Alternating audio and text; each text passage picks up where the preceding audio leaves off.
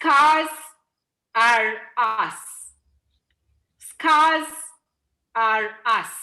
Robert Kimani.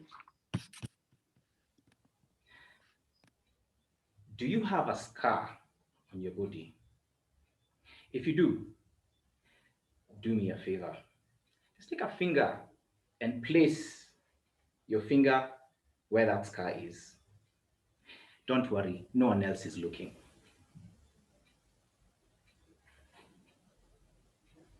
You see this scar? I got this scar when I was attempting to climb upon a roof. One false step saw me tumble down to our neighbor's house. Breaking my fall was their mabati fence. It sliced right through my arm. Suffice it to say, there was a lot of blood. There were a lot of stitches. And when my mother found out the truth, a thorough beating.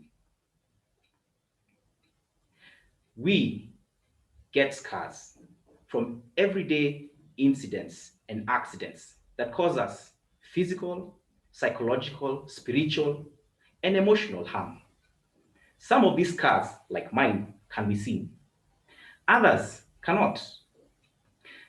The incidences that cause us these emotional, psychological, and spiritual scars are like, for example, losing a job, the loss of money, the loss of a loved one, and maybe in some instances, your football team consistently losing their matches. I understand Arsenal fans. Harm causes us distress. That distress is what the American Society of Psychology calls trauma. Trauma manifests itself in different ways. Physiologically, it manifests itself as confusion, grief, depression, sadness. Physically, it would manifest itself as dizziness, nausea, confusion, lack of sleep, a lack of appetite. Trauma causes more harm and makes our experiences worse off. But how can we cope with trauma when incidences and accidents are not within our control? The United States Center for Disease Control, in an undated information packet, suggests a few strategies that we can be able to apply to help us cope with trauma that is brought about by physical, psychological, spiritual, and emotional harm. I will share three strategies that we may be able to employ.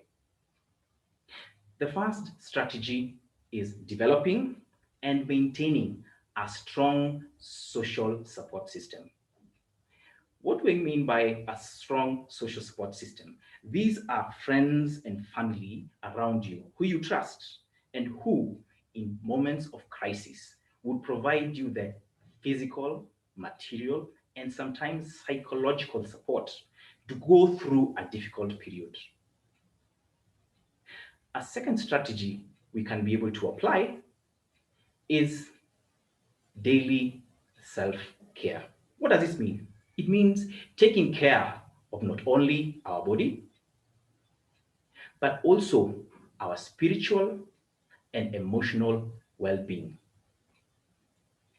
In a December 28, 2018 article published in the Psychology website, Dr. Tichi Davis subscribes and suggests a few ways we can apply self care. Simply getting enough sleep is self care. Eating a balanced diet is self care.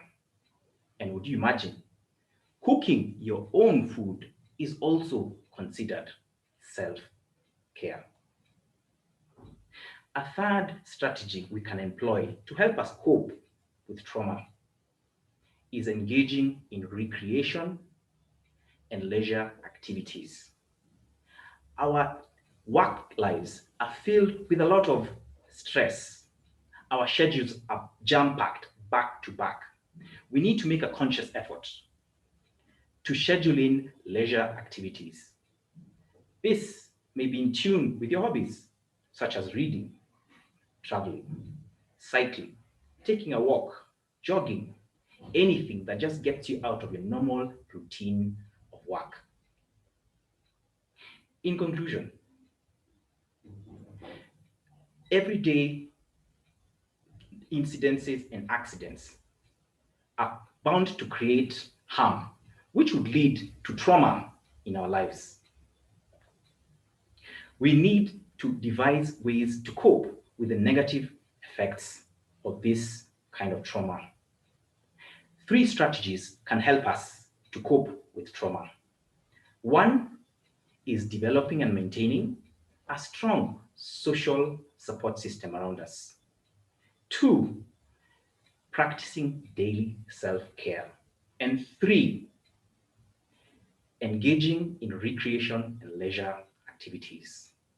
Scars, physical, psychological, emotional, and even spiritual, are bound to occur because of our everyday occurrences. They are part of us. The trauma that follows them does not have to be. Over to you, Madam Contest Chair.